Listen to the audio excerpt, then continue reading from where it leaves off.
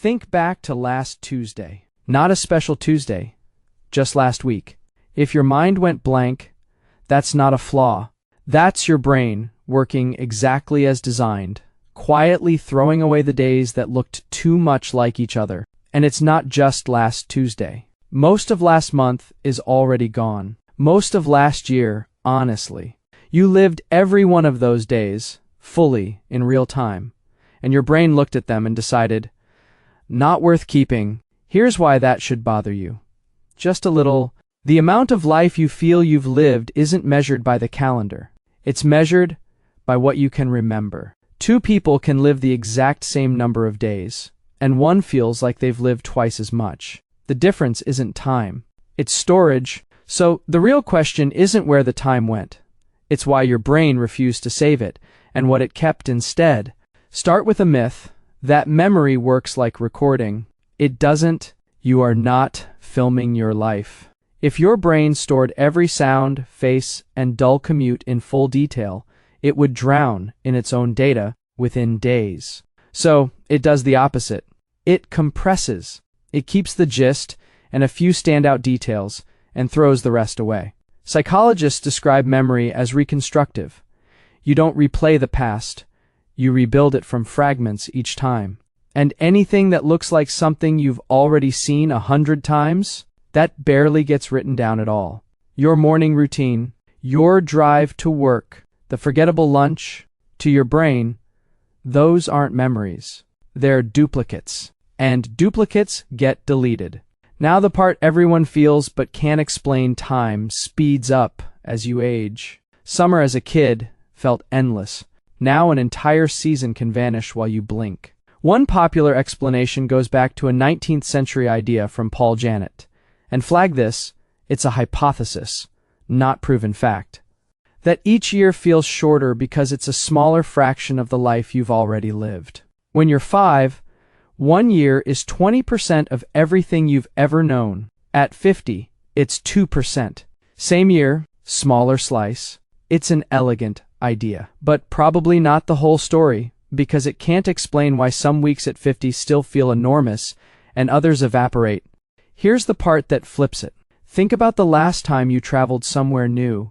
While you were there, the days were packed, and afterward, that single week felt huge in your memory, longer than a normal month back home. Researcher Claudia Hammond calls this the holiday paradox. A novel week feels fast while you're living it, but stretches out long when you look back. A routine week is the reverse.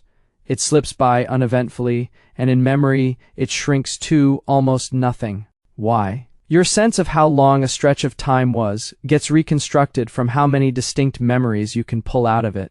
New place, new faces, new problems to solve. Your brain writes down dozens of separate moments. A week of routine writes down almost nothing new. So, looking back, there's nothing to measure. The time feels short because the record is short. There's a smaller, stranger version happening second to second.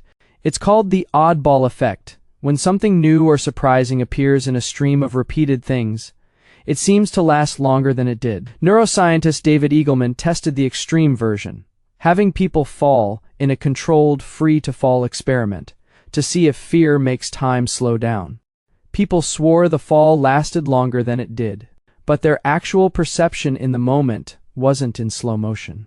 Fear made their brains record the event in unusually dense detail, and denser memory, looking back, gets read as more time. Time didn't slow down. Memory thickened. Over a fall, a holiday, or a whole decade, it's the same machine, more new memories, more felt time. Fewer, less, which means we've had it backwards the whole time. Your brain isn't stealing your years as you age. It's getting efficient. When you were a kid, almost everything was a first. First bike, first day at school, first time you stayed up to see midnight. Your brain wrote all of it down, because none of it was a duplicate yet. That's not nostalgia. It's why memories from roughly ages 10 to 30 come back more easily than any other period of your life. Psychologists call it the reminiscence bump, and it's one of the most reliable findings in memory research. Then adulthood arrives, and adulthood is repetition. Same job, same route, same faces. Your brain, doing its job perfectly, stops bothering to save it. The years don't get shorter, your record of them does.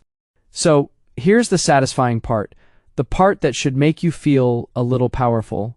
Time speeding up is not a clock problem. It's a novelty problem, and novelty is something you can manufacture.